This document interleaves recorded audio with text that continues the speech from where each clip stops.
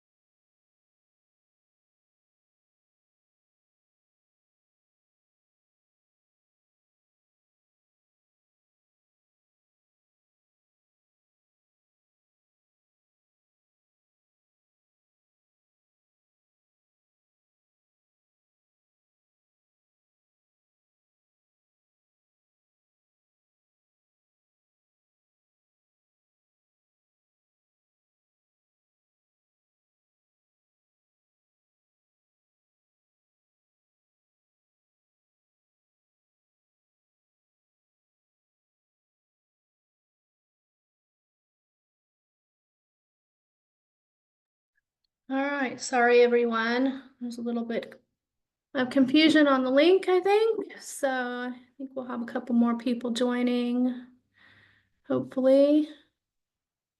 Say Adriana, Jennifer.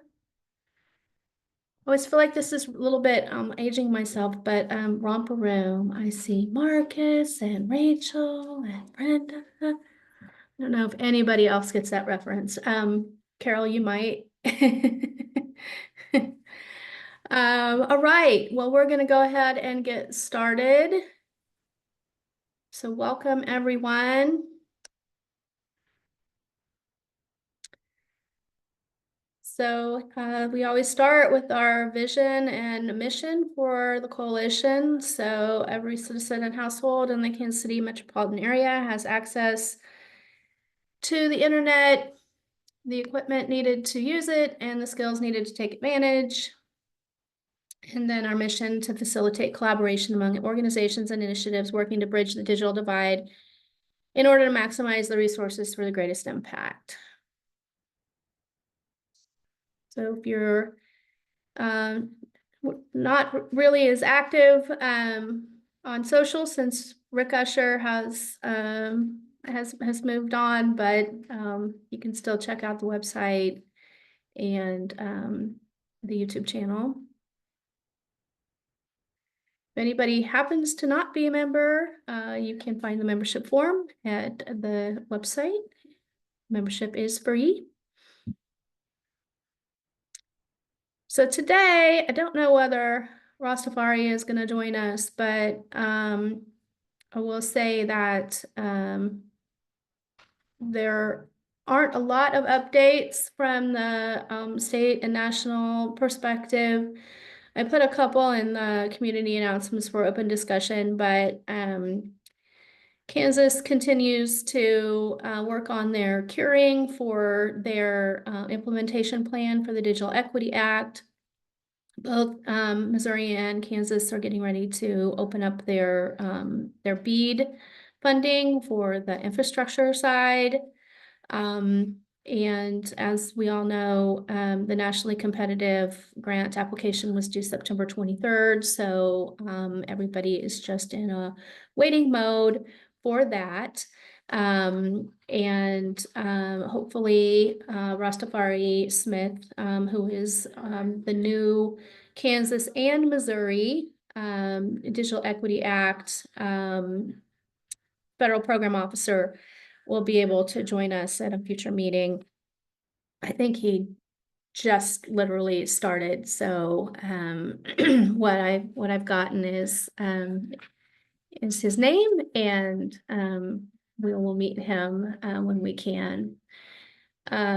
So with that, don't think there's anyone new. I didn't ask that, but I don't see anybody new on the call. So with that, I'm going to go ahead and hand it over to our panelists.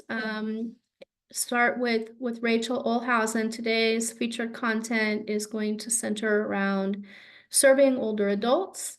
And so I will go ahead and hand it on over to Rachel to get us started, and then we can go through our panelists, and then when Rachel has the helm again, then she can go ahead and ask some questions of our panelists so we can have an open discussion.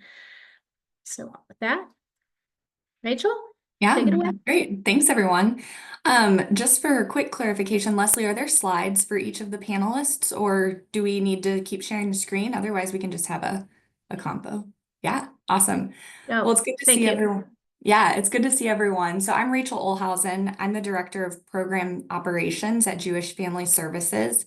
For us, our aging and older adult services look like a three-pronged approach to keeping people independent in the community. We do that with transportation for folks who no longer drive, home maintenance for people who need assistance to stay in their homes, and then we have social work. During the pandemic, we definitely got more involved in digital access, digital literacy. Our home maintenance program has always had a small digital access and support component with volunteers who will go out and help older adult clients with things like connecting their printer to their computer, um, doing some things on their home Wi-Fi or on their desktops or laptops. But during the pandemic, we started a program called Tech Connect, and that equipped older adults with tablets.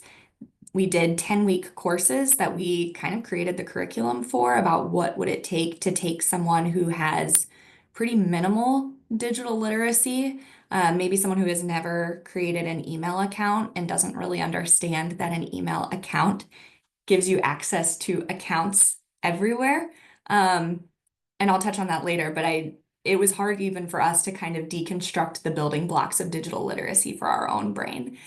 So we did that for 10 weeks with multiple different cohorts, and then that had to sunset because of funding and capacity.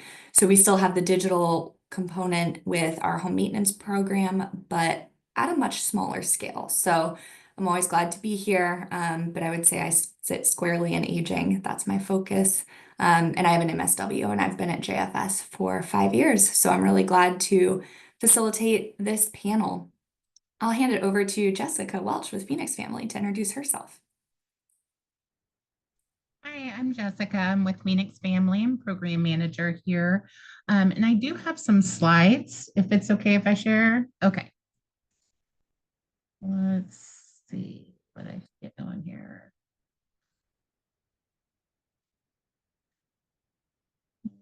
Moment.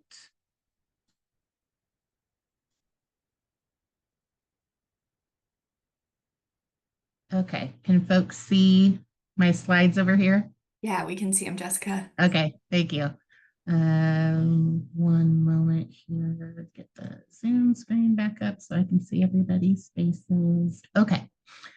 So, like I said, I'm at Phoenix Family, and if you haven't heard of us before, we provide on-site services for people living in affordable housing.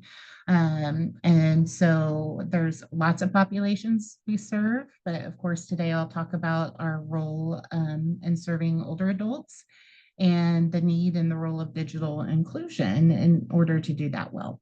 So these are some pictures. The pictures you'll see along the way are of some of our communities and our residents. So to start out, here's our mission. So we are right on site where people live. We have at least one service coordinator, one staff person right on site. It's the same person. So this is a great way to provide services. One, breaking down that barrier of transportation. And two, we get to know residents. We get to know kind of their baseline. So if there is something they need help with, it's easier to intervene. We can be right there. And we have that relationship built. Keep going here. Just some big by the numbers. So we have what HUD calls multifamily communities, where we contract with the owners to provide social services, and the senior and disabled communities are what they are referred to. There are 34 sites altogether. Most of them are in the KCMO area. And we have more sites that are senior and disabled, but more residents, of course, in the multifamily communities with multiple people living in units. But this kind of gives a snapshot, and the average annual income for both families and our folks that are senior and disabled. So you can see already where the barriers might lie to access digital literacy and devices. Going on, I know this is a lot of busy stuff here. It's kind of the nerd in me coming out, but I will focus on our strategies for what we call our senior empowerment program. The basis of that is outreach, getting to know our residents. So we have that baseline of that relationship so we can really help them in the best way we can. And we have individual and group programming. We do a lot of basic needs and stabilization services. So whether that's our on-site pantries that have food, hygiene products, we try to get incontinence products, some of those aging related needs as well. Or we're working to build back up our on-site computer labs where we can have folks access, get online and learn at the same time. We work really closely with property management. So if there's lease violations, we can help problem solve and intervene and find resources to remedy those to help people stay stable. Aging in place, as folks have age-related changes, we can directly intervene and talk about that with the residents and see what kind of supports they need. Education and screening. So we have a lot of group programming at our senior communities, and that's a lot of times where our partners come involved, especially around digital literacy. And then community connections, where we're really working hard to prevent that social isolation that can be so damaging to everybody, particularly our older adults. I think the general surgeon says social isolation is like smoking 15 cigarettes a day on our health. So these are our strategies. And this is where digital access and literacy comes in place.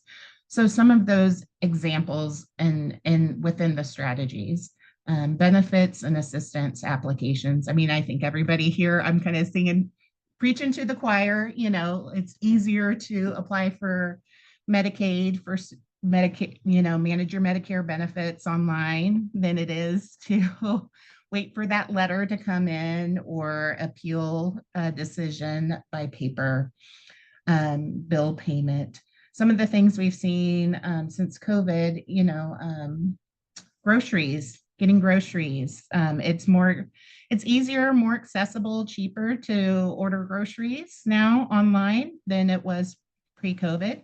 And it's easier for residents when they don't have to carry multiple bags on public transportation. So that has been a bigger interest in learning how to do that.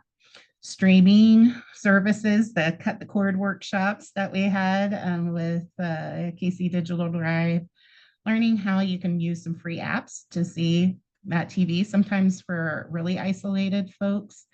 Having that TV on in the background can really provide some connection to the world, especially when it was during COVID and they're trying to hunker down.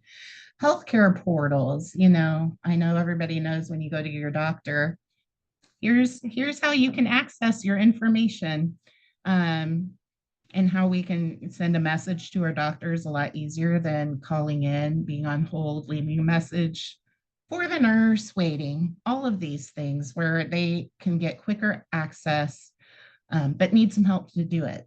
And then, of course, social media, video calling families, whether that's FaceTiming or like what we're doing today, accessing those lifelong learning pieces, library, social media, any kind of media.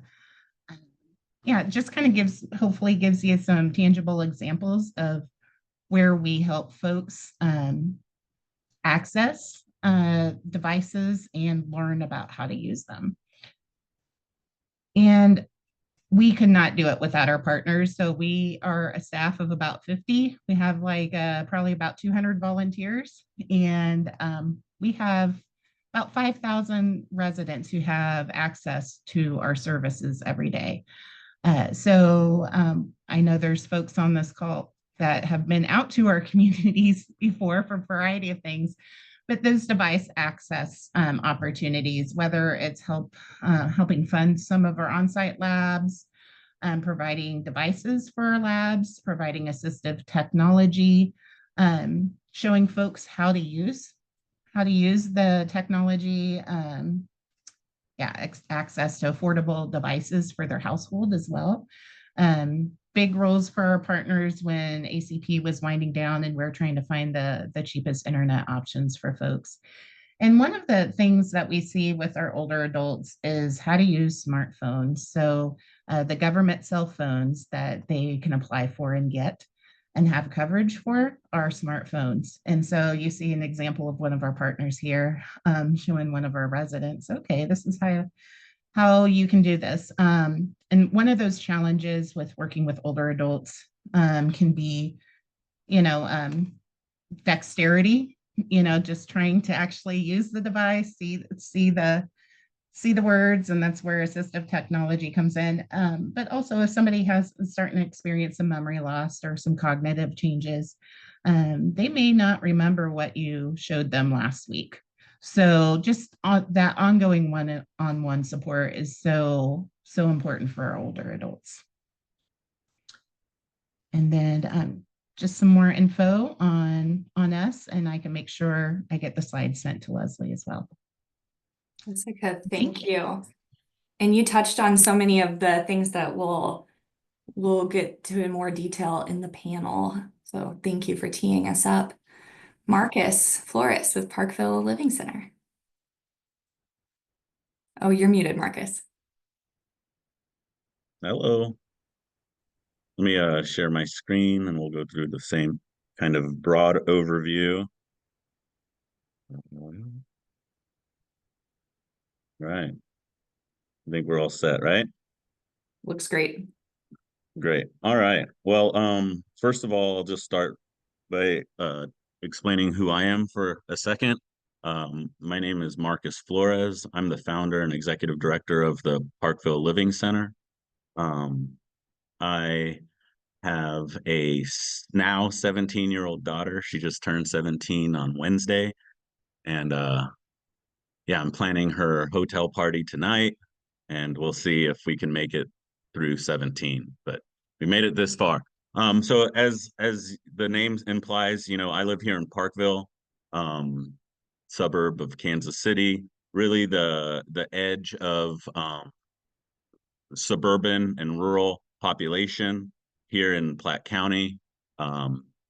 Pretty resistant to development as a county, but the inevitable growth is here. And so again, a little bit about me. I got a degree from from KU in environmental policy.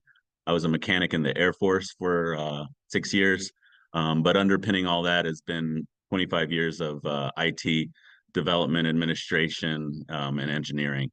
I've just kept that as a hobby, and it's bearing fruit now as the opportunity to start a community center has emerged. In COVID, oh well, I'll just jump to the timeline real quick.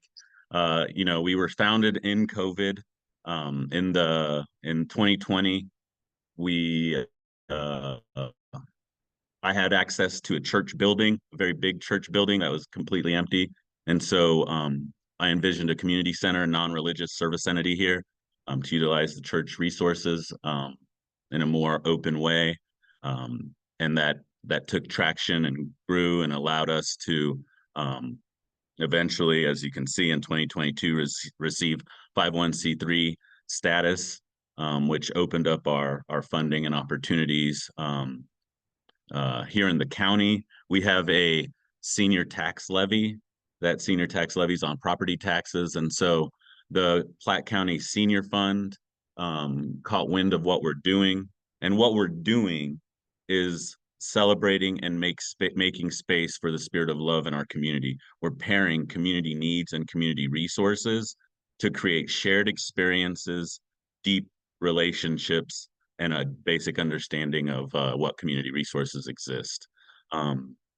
So while you know, we all have ideas of community centers and this concept of pairing community needs and resources, Parkville just happened to be right on the edge where we didn't have one yet. We had the YMCA is here, and the YMCA has active older adults. It has lots of programs for older adults and community members, but it also comes with a pretty steep membership fee, and that is a high barrier to entry. And so everything we do here at the Parkville Living Center is zero barriers to entry. Anyone who comes into our space is part of our community, and it's up to us it's up to the administration, the organization, to figure out back end how we make all that happen, but we do. And it's a beautiful thing because there are a ton of resources available. And it just takes you know, a dedicated team to sustain those resources for our community. Chris, I'm going to hop in very quickly because I want to put a bookmark into the funds and just put a note that I'm going to wrap up our conversation with talking about more in depth that senior service fund because it's on the ballot for Jackson County. but it's an incredible fund. Perfect. And I'm so glad that Marcus, you've got access to that.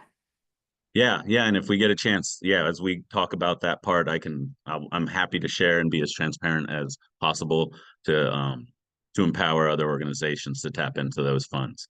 And so we started off in Parkville. We're open Monday through Thursday, 7:30 to 2. We've recently expanded up to Dearborn and Weston because of our senior center services, and the previous senior contractor withdrew their contract. So we responded and filled the gap, and it's really helping us to create a wider understanding of digital literacy, not just urban and suburban, and not just urban, suburban, and rural, but humanistic, human-centric. And so we've been able to kind of understand where the baby is and where the bathwater is when we talk about different divisions of people groups. And so we can celebrate the differences, but really celebrate the similarities as well. And so that's just a longer conversation about the culture of the Parkville Living Center. At our core, we do crisis interventions, information referral services, on-site programming. Those are our three main core. We have satellite programs at our centers in Weston and Dearborn, and civic engagement is a big engine for us to raise awareness and individuals' identity and purpose gets to be seen and lived out through civic engagement in various fields. So we like to highlight our civic engagement practices. Our wider range of programs is community center programs. We do have a Tech Connect program as well, which I'll be speaking more in detail about. But as you can see, we run a whole range of programs, and the ones with stars are the ones we do. Oh, it's running all by itself. Those are the ones that we do in Weston and Dearborn, and we're growing our presence up there. This is just program engagement numbers, and I'll stop the slideshow right there and just really talk a little bit more about our Tech Connect program and our working with the Platte County Senior Fund. So our Tech Connect program really is 2 hours, 2 days a week. On Tuesdays and Thursdays, we have 2 hours where we saw that there are plenty of opportunities around our community and around our county. And so what we tried to do is fill in all the space between those organizations. And so it took us a long time to determine that we weren't ready for a curriculum, that we just needed to listen to folks. And in listening to folks, we started to understand paradigms that were shifting in our culture, that created trickle down waterfall effects of learning and opportunity when we hit the certain points, like the paradigm of updates and subscriptions. How we used to think we purchased something and we put it in our house and it's always there, it's always the same. Well, once we understand that paradigm shift has changed, then we can use that language to relate to all sorts of subscription services and all sorts of tensions and anxieties that allow a person to not live into their full agency and dignity and personality. And so we focus on those paradigm shifts. Another one is noise. This concept that a long time ago, it used to be fun to get a phone call, and every phone call and letter was awesome. But nowadays we have 1,000 phone calls, 1,000 emails. And so we have this concept of noise, and how do we hear through the noise, where previous paradigm was every call is important, so I must listen to everything. And so that really breaks people's brains when they get 1,000 emails and have to read and understand, is this a scam? Is this real? Is this for me? Is this a subscription? And so we focus on those paradigm shifts, but then we overlay a concept of devices, software, and networking to talk about when somebody had their watch go off in the middle of the night. And so out of their frustration, they put it in a drawer. And so we talked about how that was an actual software issue, but they dealt with it at the device level. And so we can talk about how to segment our interactions with technology to create empowerment and confidence, and be human-centric. Say, what understanding each person's why is what we spend all of our time on, because technology, we see it as just a tool to accomplish the why. And so sometimes those tools are technology and sometimes those tools are not technology. And so when dealing with older adults, we honor the fact that they've lived more than half a century without using this stuff, and we're not forcing it upon them. We're listening to what they've done and how they're moving forward and what they need, knowing that that window of older adults who grew up without technology is shrinking every day, and it will be gone in one day eventually. And so we're not so much focused on building the curriculum and lessons. We're more focused on guiding the individuals through this journey of technological adoption and understanding what it means for them, because that, like I said, that window is shrinking, and because there's amazing folks like y'all out there making all this curriculum that I just get to grab. And so we leverage collaboration. We leverage our community resources, and we pair those community needs and resources at the senior level to accomplish all the things that we've talked about, discussed, and know is on the hearts and minds of seniors. And so as a community center, the last thing I'll say is, as a community center, we're kind of trying to shine a light on the silos and compartmentalization that occurs by breaking them down and saying we are we're a multi-generational community center, and all of our multi-generational programming is senior programming. When we have a children's reading time and seniors volunteering, that is a senior program. When we have children or young people helping seniors with technology, that is a senior program. And so those are ways that we've been able to use the senior fund money to create multi-generational learning experiences that truly enhance all who are involved. And I look forward to answering any questions and explaining any more if something comes up. Thank you, Marcus. And maybe we'll hold questions until we get to more of the panel discussion. Leslie, I'm glad to see you had a dog. It kind of looked like you were waving your hand, but your dog is. Yeah, I'm at a friend's house and she and I just met, so we're getting to know one another. Very cute. Well, then we will also go over to Carol Myers from Casey Digital Drive. Carol, thank you also for being on the panel.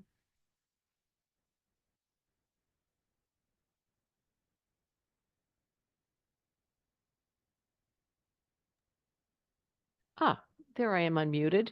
Yes. Well, hi, everybody. I'm just fascinated with what everybody's doing. And our program is a little bit different. So, Marcus, I'm going to sort of key off what you said and do a quick introduction of how I got into this business. I was a real estate broker for like 40 years and accidentally ran into Connecting for Good, which some of you may have heard about. And they offered me the opportunity to open a center at the LAMP campus. So let me see if I can share my screen and get to a very hastily put together PowerPoint with some pictures. So do I have screen sharing? I think so. Pardon? I think you do. Yeah. All right, let me see if I can get to my desktop. And you're further ahead than I did. Sorry, I have slides somewhere, but I was not prepared for those today. Well, I wasn't either. It was very hastily put together, but I thought it was kind of fun. So let me see if I can get to my desktop and pull up the presentation.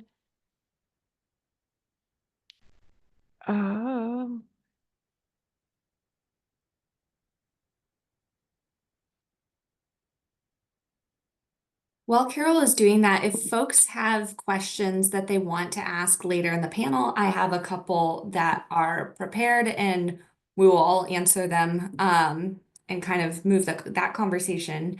And if you have any more questions, you can go ahead and send them over to me and I will try to incorporate those. Okay, is my PowerPoint up? It is not up yet, Carol. We're not seeing it. All right, I am not sure how to get that where I need it to be. Carol, do So- you want to send it to me and I can put it up? All right, I will do that and I'll send it to you and then you can put it up for me if I can get to everything. Okay, and in the meantime, Rachel, I was wondering maybe you can talk about your experience with Casey Goes Tech a little bit, and how you all implemented that and Yeah. so okay, am I back? Yeah, so Casey Goes. Yeah, so at JFS, I mentioned that during the pandemic, we had done our own version of what we called Tech Connect.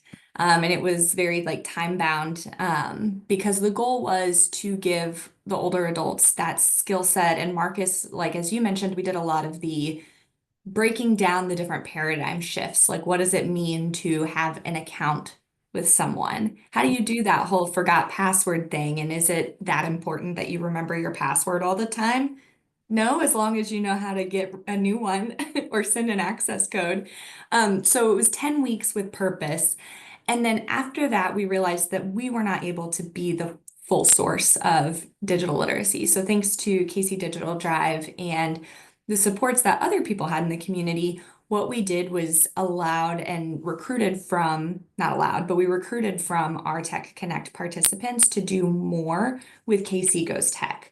One of our social workers began advertising in our food pantry with the older adults who had participated and tried to utilize one of our older adults who really had grasped the concept well.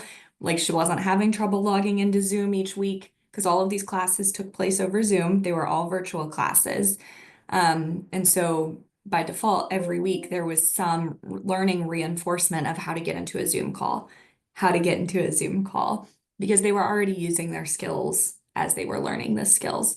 So she helped facilitate with Casey Goes Tech. So I believe Leslie and others would come in and they provided devices. And then Allison really took on more of that. But we added that social work component, having that support when you need it. I think we underestimate how daunting it can be for individuals to go and learn a new skill, period. Like it gets daunting, I think, more and more as we age to go put ourselves out there and learn a new skill and have to go somewhere to learn that new skill. But also maybe even only having an hour with somebody to do a one-on-one, you're like, I don't even know where to start. I don't even know where to ask questions. I'm not going to learn all of this in an hour. So the Casey Goes Tech allowed us to kind of try to continue that positive reinforcement of the program that we had started with some more ongoing support. And Leslie, if there are things you want to highlight from that, please do, because I ended up handing that off a little bit more, and I'm sorry Allison couldn't be with us today. No, that was fine. I think that was perfect. I think, you know, what I noticed was that your what Allison and your instructor kind of tag teamed the class, but that your instructor was an older adult and you had some quite older adults in your class as well. So Yeah. I'm gonna go ahead and get Carol's. And I'll just end in saying that it is really hard to get some of our clients to do that commitment of teaching a class, of facilitating a class. I think we all some underestimate our skill set, especially if we don't feel like experts. Like you don't have to be an expert to start to teach somebody else because you're further ahead than somebody else is. And that peer support can be really, really validating. And I also really appreciated that Casey Goes Tech had that stipend. I think whenever we're asking people to give of their time, especially folks who we're already serving, that dignity of saying that you get to do this because you've learned things and you want to help others, but also we value your time and we're not just expecting you to do this for free. And it was still a decent, heavy staff lift. So, you know, it was really nice to have that partnership of a client and a social worker providing that. Yeah, nice. Thank you. All right. So Carol, you're up. I will drive for you. Oh, excellent. Thank you. This, as I said, this was very heavily put together. Anyway, 9 years ago, I ended up running into Connecting for Good, and they had just gotten a grant to open their center on the Missouri side in what they call the Lamp Campus. And this is an old Presbyterian church that, of course, is no longer a church. It was simply repurposed for nonprofits. And so I taught there for a number, what they asked me to do was create a curriculum for teaching digital skills for people on the east side of Kansas City who are pretty generally underserved with most of these things. So I started developing curriculum and I taught there for a number of years. And then Casey, I'm sorry, I've got a cold. So if my voice sounds really weird, I totally apologize. Connecting for Good merged with PCs for People, and we kept right on training. And then a year ago, 2 years ago, PCs for People moved out of the LAMP campus, and KC Digital Drive moved in, and I just stayed where I was and started continued teaching my digital skills. Leslie, I think you can advance to the next one. So every month I create a calendar, and we're totally focused on curriculum. We don't do any of the outreach services that some of you other people do. But I create this calendar every month and send it out to about, I think I've got 200 people on my mailing list. And as you can see, if you can look at how the calendar is organized, on Wednesdays and Thursdays, we teach a 6-week digital literacy class. On Tuesdays, we do Introduction to the Microsoft Office Suite, and I have a volunteer who teaches that and has been for about 7 years. Mondays, we teach what I call just little one-up classes, primarily focused on using the Android smartphone. So you can get a picture of how the classes run. And for years, we've had a very strong relationship with AARP. And AARP runs a program called the Senior Community Services Employment Program. And they take in older adults who are unemployed and train them for jobs. And we've had, over the years, I'm going to guess probably a couple hundred students that come from AARP to learn digital literacy skills so that they can work in offices. And that's been a very, very successful program for them. And I'll talk about my assistant a little bit later. So Leslie, hit the next slide.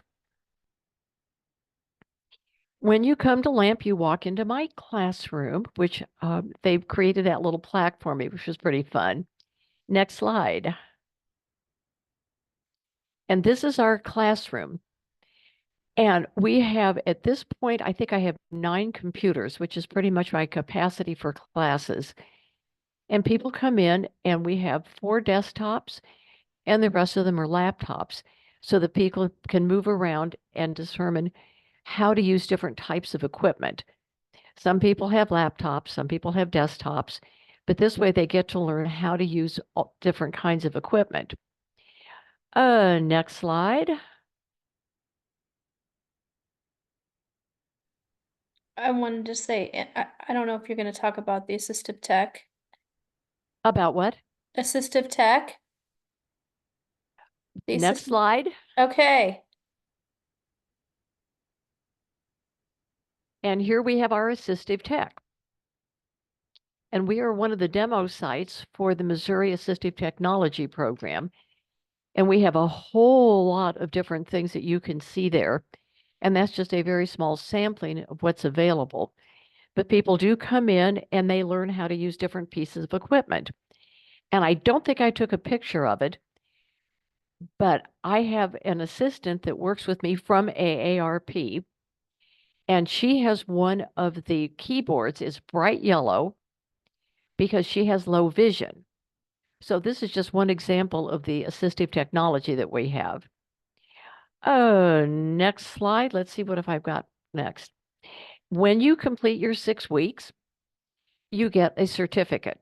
And everybody's really excited about that because a lot of them are very poorly educated and they don't have any way to prove that they've done something remarkable. So I want to just talk a little bit about the people that come into the class. Almost without exception, they are older. I do have a few people that are there who are under 50, but very, very seldom does that happen. And most of the people are, number one, older, and number two, poorly educated, and most of the time poor. So we've got a lot of different things that are going on in the classroom. And one of the worst things that I run into is how frightened people are of technology. And my primary job, as I see it, is to bring them into the world of technology so they're not afraid of these things anymore. And I love some of the other programs that are going on in Parkville and the Phoenix family, because you get to deal with people on a really daily basis. I only get them for 6 weeks, but then people keep coming back into the center because I'm kind of the East Side tech support.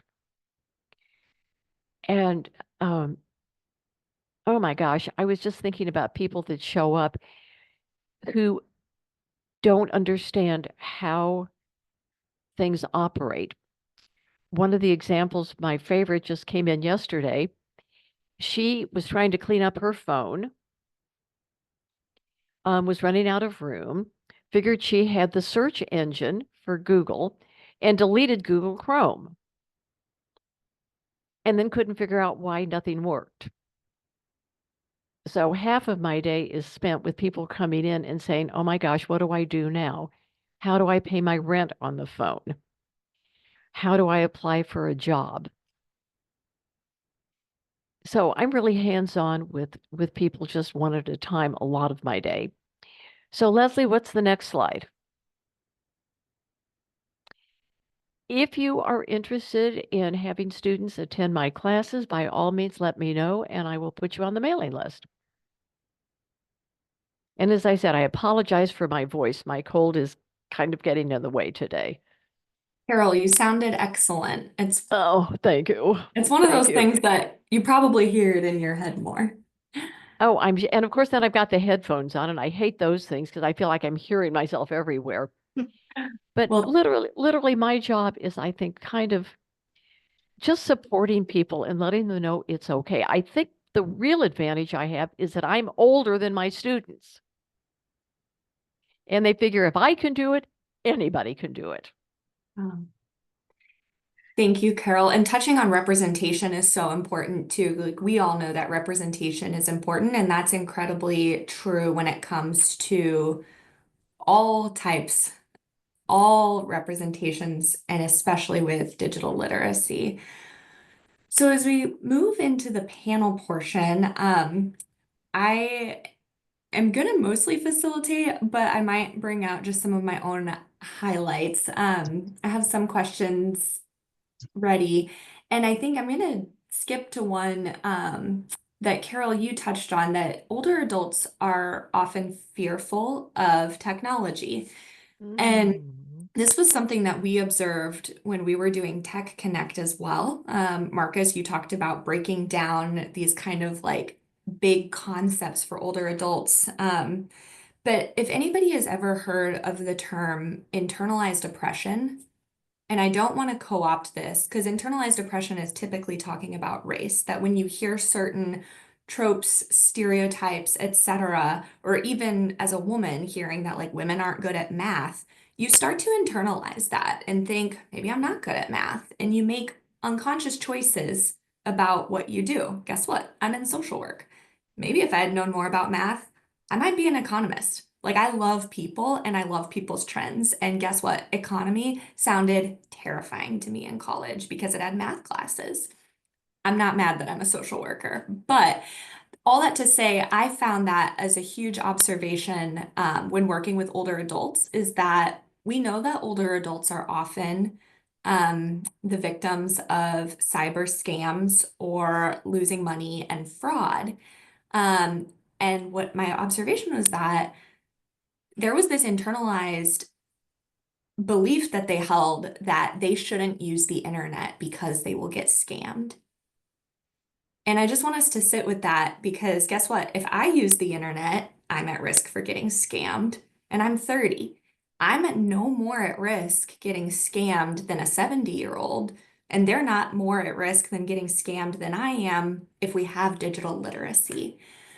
So I'm curious to hear from our other panelists that older adults are disproportionately victims of cyber crimes, but how are you working with older adults to help them stay safe online? And then also, do you agree about that stigma? And then how are you trying to destigmatize that? Well, Rachel, first of all, I'm terrible at math and I have my degree in economics. So what can I say? I love it. Well, I spend 4 of the 6 classes talking about the internet, 2 days on the internet and 2 days on Gmail. And we talk extensively about how to avoid becoming victims. And I let them know, you're on the internet, there is no such thing as privacy anymore. But we have very specific things we talk about how to avoid that and how not to be afraid of it.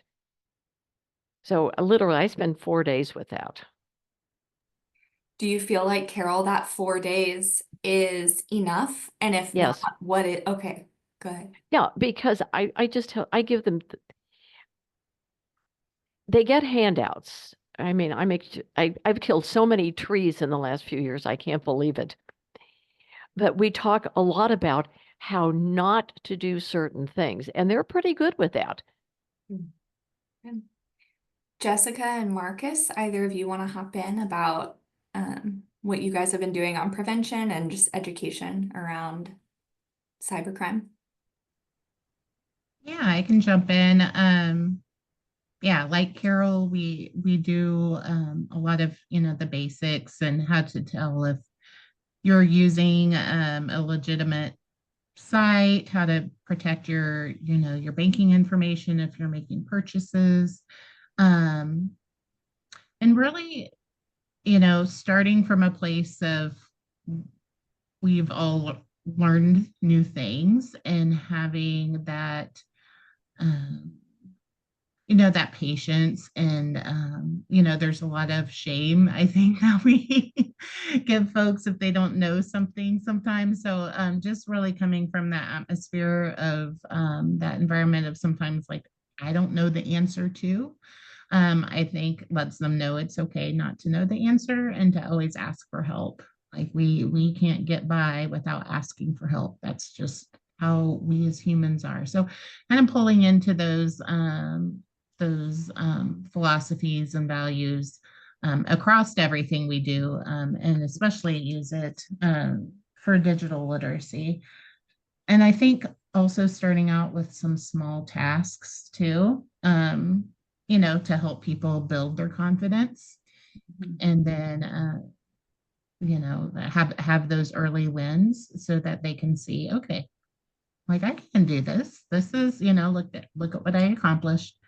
One of the things with online safety and older adults disproportionately falling victim to scams, I think too, is not just like banking safety, but there's those romance scams going on where people are really lonely, and there are scammers that put in an inordinate amount of time to build a relationship with somebody, and then they use that to get the financial support. And so just having folks be aware of it and talk about that and know, it's okay to ask about a situation, come talk to us about it, and we can kind of figure it out together. That is okay. Always ask early if you're uncertain, when we'll learn together. So I think those are more difficult than the technical, protect your banking information, Right. because of all the long-term manipulation and time it goes into. So I know I was all over the place a little bit with my answer, but hopefully that gives I think it really highlighted, Jessica, too, and Marcus, I love just how you kept talking about paradigm shifts, because we're also shifting the conversation from knowing how to do something, like knowing a skill, versus we all know that we don't know the internet. But what we do know is more like how to do things. We know the questions to ask and we learn how to troubleshoot. but it's not like a finite thing that you can just know. And I think that's really hard for folks, especially when you grew up knowing how to fix an engine or knowing how to, you know, even reprogram your garage door opener. Like that is a set thing. Whereas digital literacy really is less about knowing versus knowing where to go, knowing what to ask, knowing how you fact check. And that's why I think it's so important we talk about it as literacy. We will continue to learn. So Jessica, I think that you highlighted that really, really well. Marcus, anything else you want to add about keeping older adults safe online or digital literacy regarding internet safety? Well, yeah, I just wanted to touch on that the mentality that self-defeating kind of thing. Because yeah, it creeps in and it causes us to not ask questions. You know, we always say, just ask questions. Well, the whole point of that thing is that you don't have the confidence to ask questions. And so the one thing that I found that just melts that cold outer shell in a second is when I make mistakes.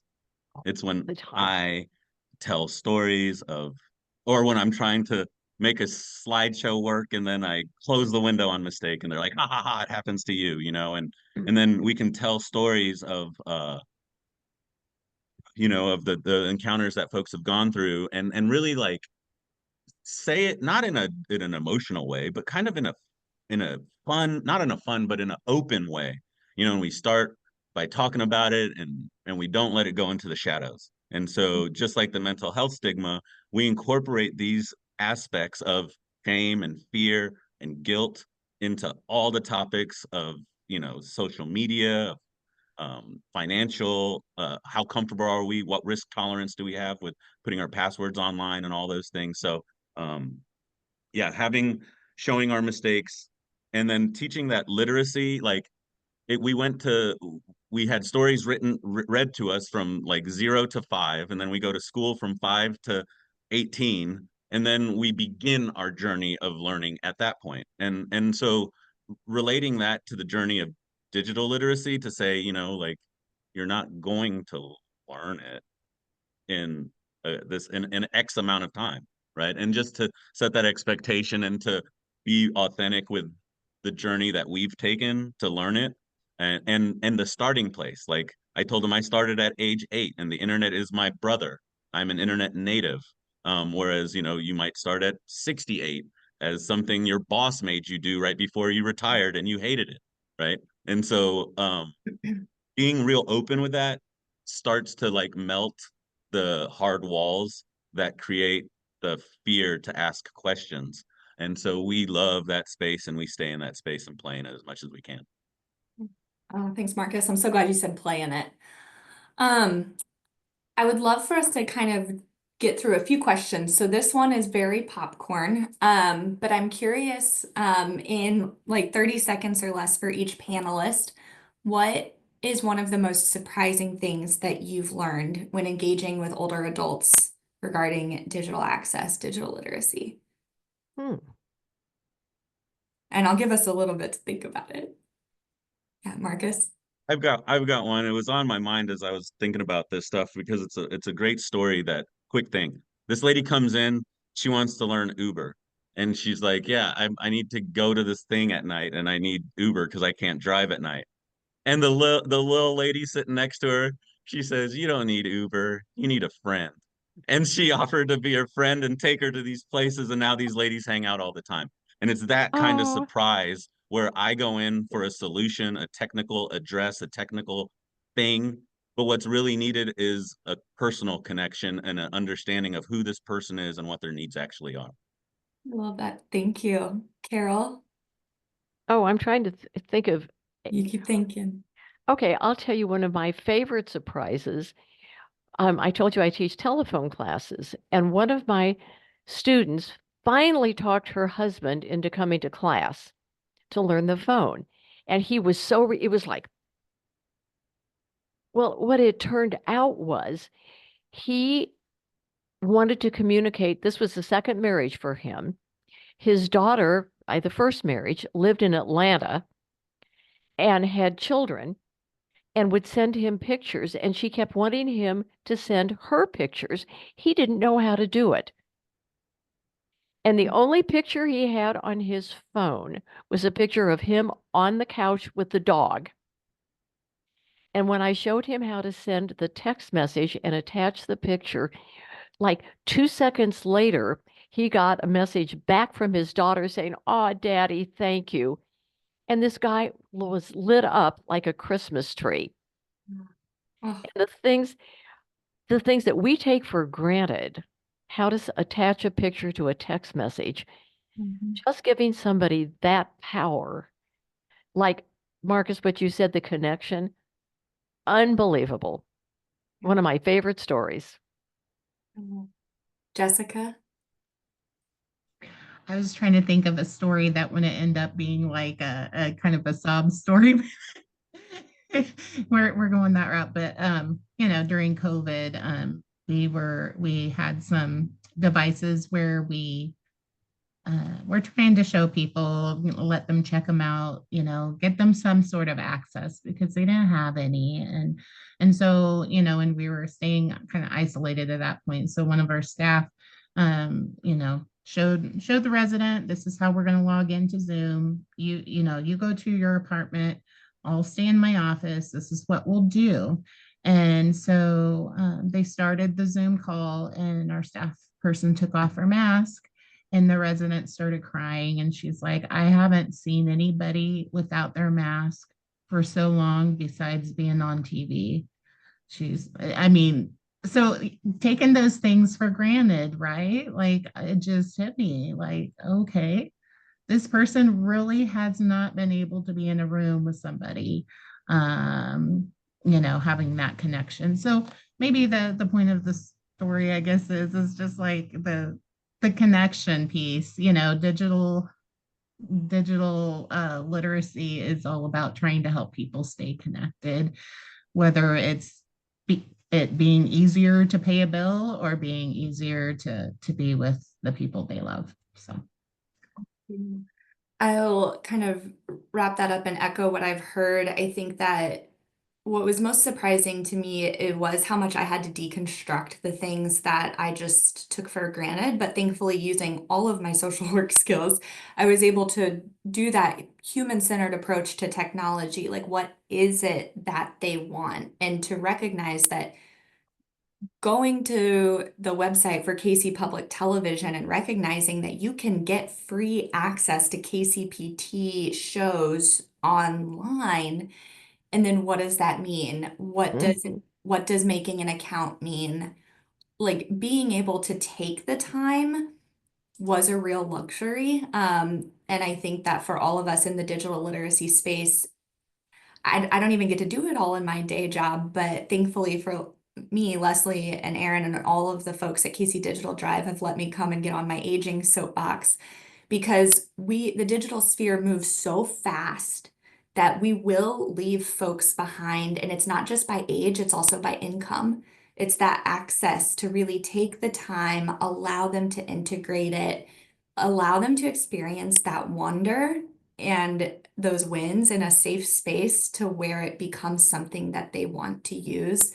So what I felt like was most surprising to me was actually a couple of quotes that I really internalized. We had a PhD researcher who engaged in some of our Tech Connect classes because he was researching how adults use the internet. And I'm sorry I can't like attribute them to the folks, but one was, I think, a sci-fi writer, and he wrote this quote that said, any sufficiently formed or any sufficiently advanced technology is indistinguishable from magic. And I think that's so true, because the older adults or anyone who doesn't have digital literacy looks at somebody using a phone and they're like, that's magic. I can't understand it. They have no words to describe what it is. But he always ended our graduations with the quote that just because you know how it works doesn't make it less magical. Like, just because we kind of understand the internet doesn't make it less incredible. And I try to keep that same perspective with flying. Like, it's so easy for us to hop on a plane and we're just like, we're on a plane, we're getting somewhere. You like can really, really forget. So I always try to be very mindful during takeoff and landing that I like sit there in awe of what's happening. And I also like always give a little like prayer for like, and just thankfulness for my safety because it's like plane, like flying is very safe. Really, it is very safe. And it's incredible that we are on that large of a vehicle going somewhere, and that now we can have Wi-Fi in the sky, like bringing that back to, digital access. So I think it's something that's been really surprising for me, but it's also even more surprising that we don't have like the professional capacity always to pause and keep that wonder. And I task everyone here to go out and share that inspiration and wonder, because otherwise there's no funding to do digital literacy training in that human-centered way. And people will be left behind, and they are being left behind. All right, well, I want to be mindful of time. Leslie, we've got like 10 more minutes, right? Till 11:45. Yeah, I think so. Okay, great. Also curious, we heard some of the unique challenges about doing technology and digital skills for older adults. We heard a little bit about dexterity, just physical challenge. Heard a little bit about how even some memory loss, I mean, it makes new skills harder to retain. But what else has come up that you would like to highlight for folks? What are some things that people who are working with older adults or folks who don't have a high level of digital literacy should be aware of? Marcus? Well, the things that come up a lot, two things that I wanted to explore. One is the increased prevalence of diseases in older adults, right? That we didn't see 5 or even 10 or 5 years ago that are becoming more prevalent. And so, yeah, connecting adaptive technologies to the known kind of understood treatments of Parkinson's or Alzheimer's or a different mobility or cancers even. That whole avenue of staying ahead of the adaptive technologies with the known trends we have in aging. And then I forgot what the second thing was. And Marcus, are you talking about how like folks are living longer with things like chronic disease? And is that kind of what you're No, talking what I'm talking about more is like the opposite almost. It's how the need for adaptive technologies are creeping into our disease life and not just our aging life. And so those diseases are happening sooner. And so, connecting folks with those opportunities, I think is a movement that is on the edge of feeding into the senior digital inclusion path. Carol? Oh, Marcus, let me kind of hold on a second. I think I can reach this. Got a demo. Good. Up. I don't know if you can see this or not as I hold it Yes. up. Yeah, we can see it. All It's right. small, but we see it. This is an example of the assistive technology.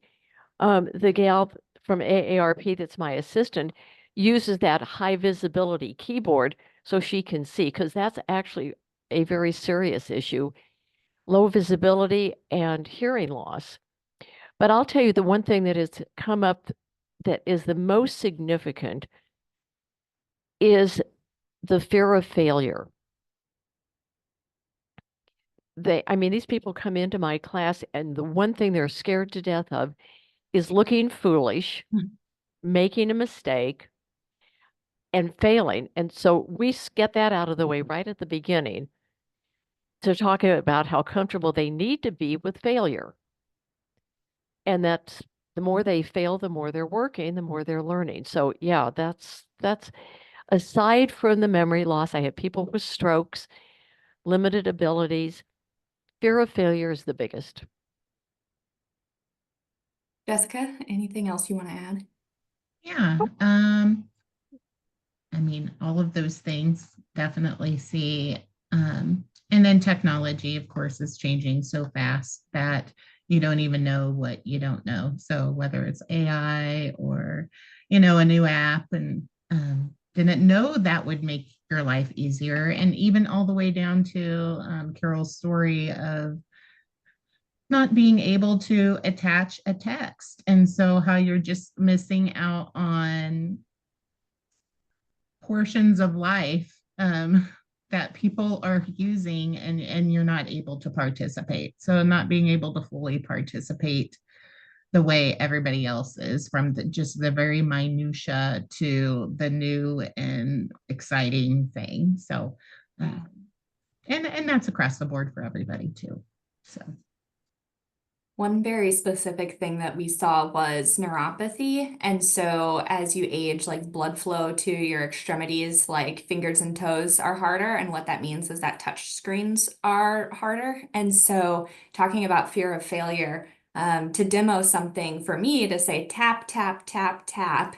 And then they're trying to tap an older adult whose maybe fingers are just perpetually cold, and don't really have all of the, feeling going. And because of their neuropathy, it's almost a negatively reinforcing cycle, because then they're tapping and then they're tapping and it's not doing the same thing as when I did it. And so having even a stylus as an adaptive equipment, talking to them about, I hit the wrong buttons all the time. It is hard. It's not a physical button. It's a space on the screen. That was something though that we would often forget about. And if you don't slow down enough, then it just gets really frustrating, and they've stopped absorbing new information because they're still stuck at the fact that it wouldn't work for them the first 3 times, right? It took 4 concentrated, intentional touches. If I could just say something to that, along with terminology, one of our opening presentations is about safe touches for phones, because there's no one teaches about the difference between a long press and a short press, and a 2-finger swipe and a 1-finger swipe when they get the phones, right? Like we all do that. And so when somebody's long tapping and they're like holding down on it, right? Like it's just as simple as at that level, the disconnection happens. Yeah. And so, yeah, we talk about the different types of touches. Yeah. Yeah. And what happens when you long touch an app on your phone? Everything pops up and starts shaking, like it'll get deleted and then it's gone. And if you don't have that awareness, like I've deleted apps on my phone because it's been in my pocket like that. And it's even a sheer moment of panic there too. Yeah, I tend to focus more and more and more on the smartphones, because so many of the clients that I work with do not have computers for a variety of reasons. But virtually everybody has a smartphone. So I teach 2 days a month on smartphones because they just don't know. Yeah. But I think that's a really, really good little mobile device for people. Yeah. Carol, I think you answered that final question, is how you think the digital divide might change for older adults in the future. You talked about moving away just from, a physical device like a laptop or a computer to that mobile device that we have with us all the time. Real quick, Jessica and Marcus, how do you think the digital divide will change for older adults in the future? Kind of piggybacking on the smartphone piece, but especially for folks who have lower incomes, that they're not going to have as much of a choice of what it looks like when it occurs. So our government phones, that's what they can afford. That's what they have. So they don't have the jitterbug phone or whatever it's called. They're going to be left behind. They're not going to have those smartwatches. They're not going to have, but when it is forced upon them, they're not going to know how to use it. And so suddenly they can't make a call because they were using a landline and now they have a smartphone that they don't know how to use. So I think as technology advances and people are going to assume that everybody has access, they're going to have no way to access it if the only access is digital access. So Yeah. I remember when signing up for vaccines during COVID for older adults, we're all online. Sign up, most vulnerable population, to get your vaccines quickly. Marcus. Um, oh, my mind keeps going to the fact that in 2023, Missouri's population will be more older adults than people under 18. And 2030. so, Yeah.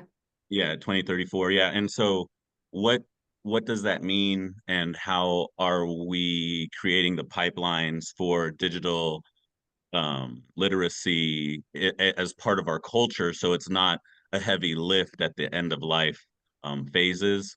Um, I think it's kind of we're in a unique position right now, and in this uniqueness, we can build things that are more stable in the future, and we can begin to understand a language. You know, I like to share that the internet is amazing, not just because of what it does, but because in the 60s, everyone agreed to standards and protocols, and we can agree to these things again, and we can continue to build positively in the future. And so I'm trying to build those coalitions, that agency and that voice that allows people to contribute to the building of the internet in the future. So it's not something we receive, it's something we build together.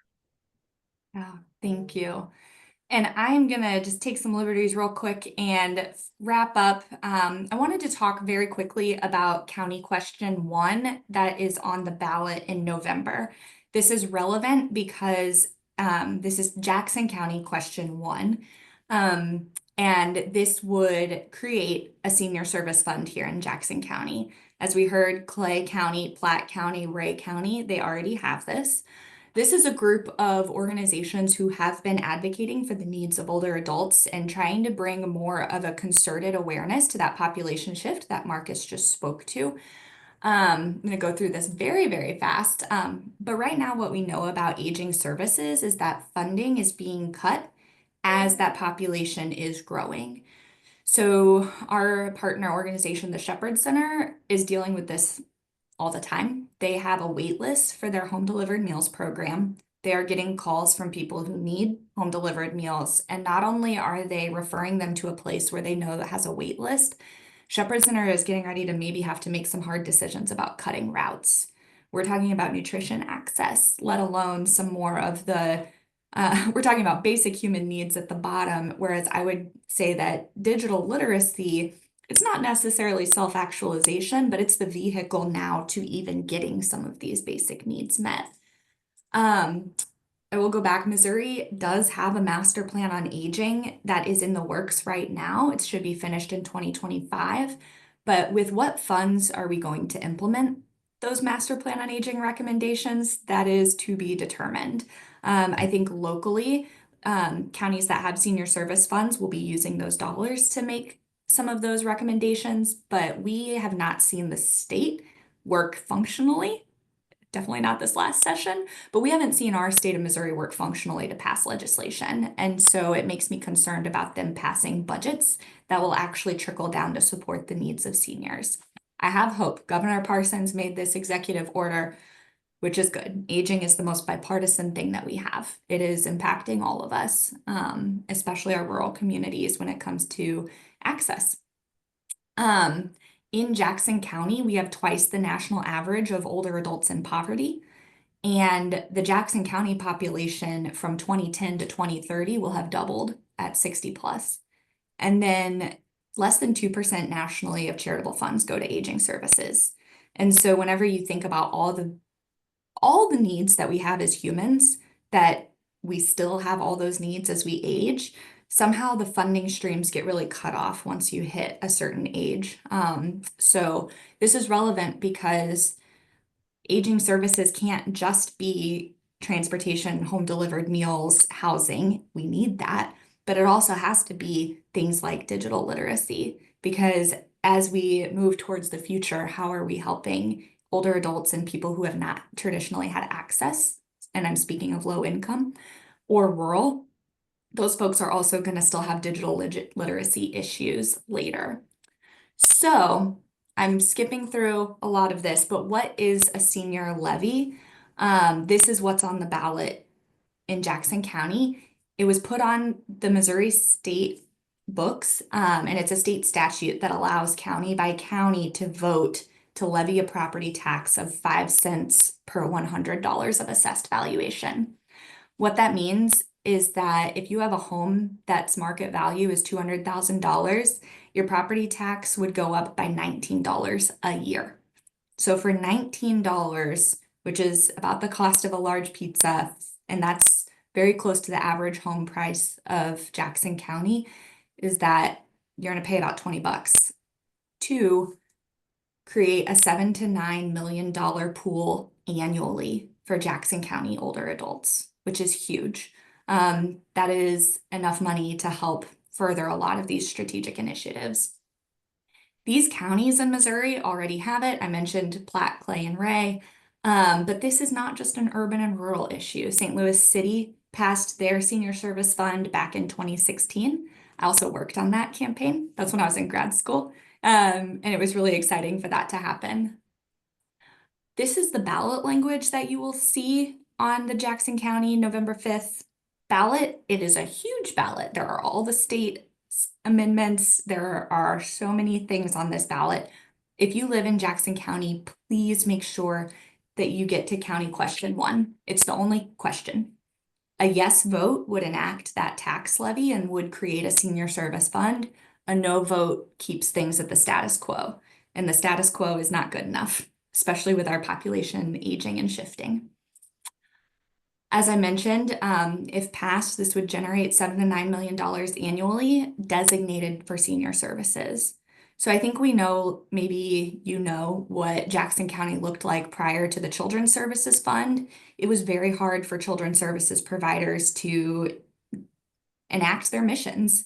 And we're seeing that struggle for older adults now as well. I can send this to you if you have not seen this. Has anyone just not heard of County Question 1 yet and lives in Jackson County? Okay, yeah, I mean, we don't have the campaign money. So this is how we're getting the word out. And Leslie knew I was going to do this. So this is an example of a tax bill. I know that property tax is incredibly unpopular here in Jackson County, especially. But this senior service fund, this is looking at my own tax bill. Like, these are all of the things that are on it. This is the rate, and then these are the proportions. We're all paying for schools, as we should. We need good schools. We need good city services. We need good county services. But we also need senior services, because that's going to be 1 in 5 of us very shortly. And so I'm going to stop sharing, but what I would ask of folks on this call is, it's really hard to raise money for aging services, of which digital literacy and digital access is part of that. It's really hard to raise money for a campaign to support senior services. Campaigns cost hundreds of thousands of dollars. We do not have that. We have $6,000. Yes. So what we're doing with that $6,000 is our volunteer time. Our agencies have put a lot of in-kind time, and then we're paying for strategic ad placement online. That's where that $6,000 are going. So we are organically trying to grow our brand new Facebook page. Please go follow Seniors Count Jackson County. Please, please, please share about County Question 1 with service providers. And if you are going to be in front of a group and would like somebody to come talk about County Question 1, we can do it in a few ways. We can come and just give factual information. JFS is taking a position on this. We are advocating a yes vote, and we can do that advocacy as a nonprofit. Phoenix Family is part of our Seniors Count Coalition. And Jessica, I'll get in touch with you too to make sure we can get flyers out to all your residents, because they won't pay the tax, and neither will you, because it's HUD housing, which is incredible. But we just really want to make sure that Jackson County is looking ahead to the future, because whatever happens at the federal level in November and whatever happens at the state level in November, if we have a senior service fund, we're going to be buffered from any cuts made to aging services. And I think that's really crucial for our region. We can't always impact what happens, and hopefully that there are no cuts to Social Security and Medicare, but we need we need funds for aging services, and we will.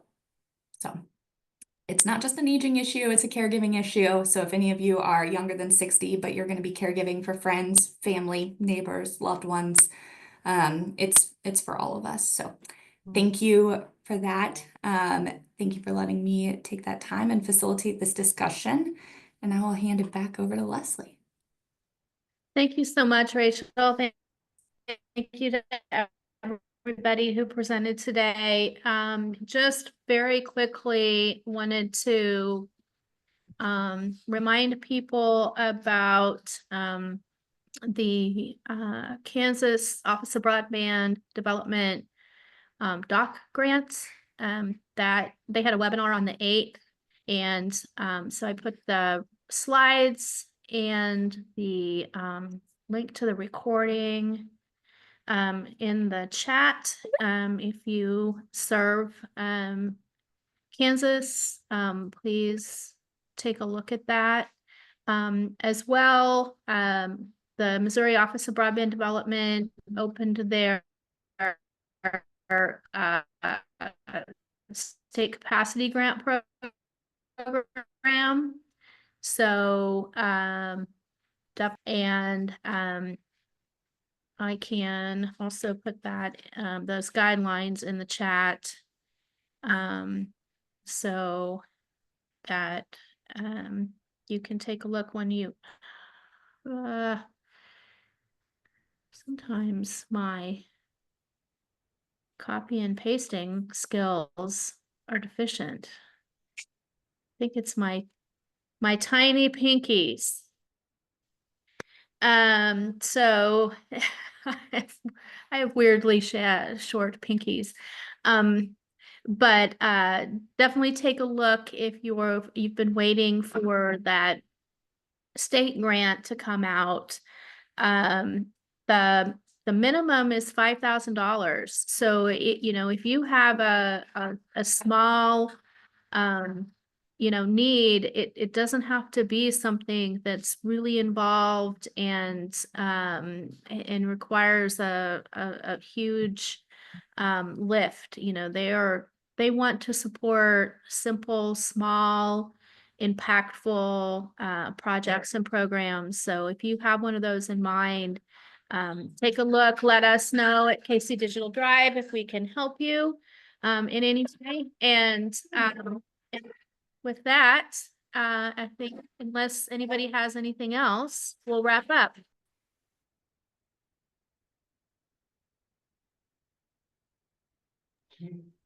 That was effective. Any other thoughts? Thank you, everyone. Thanks for the opportunity to share today. Thank you all. Thanks. It was great. Learned a lot. I'm glad. Yes, Thanks for all thank you're you. doing, Carol. Thank you all. We'll see you next month. Bye-bye. Take care.